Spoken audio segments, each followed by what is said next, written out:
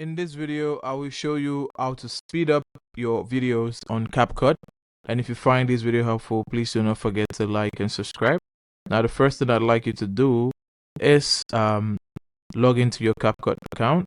If you don't have an account, you can actually sign up. Once you're signed up, you should go to the edit page, and you can either choose to start a new project, or you find a project that you want to speed up the video for. We're going to use this project for this example. Now, once you find the video, you're going to find the part that you'd like to speed up. So let's split up this part, and let's say we want to speed up just this part here. Now, once we click on the video, you realize at the bottom, when we scroll past these buttons here, you can see speed. You click on speed.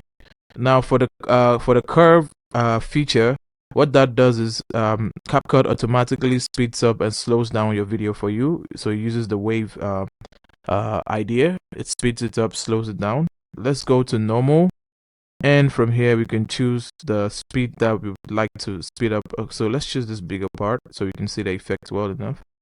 And once we adjust the speed, you can see the frames. The video is actually getting shortened. That's because the speed we are using is much. And when we reduce it this way, you can see. Let's try to play it. See how quick it's moving. But when we take it to the normal speed, which is the 1.0, and we play it back, you can see it's actually slower. Now, once you're done, you click on the check mark here. Don't forget to always click on the check mark. Then now that's how to speed up a video on CapCut. If you do find this video helpful, please do not forget to like and subscribe. And on that note, I'll see you in the next one.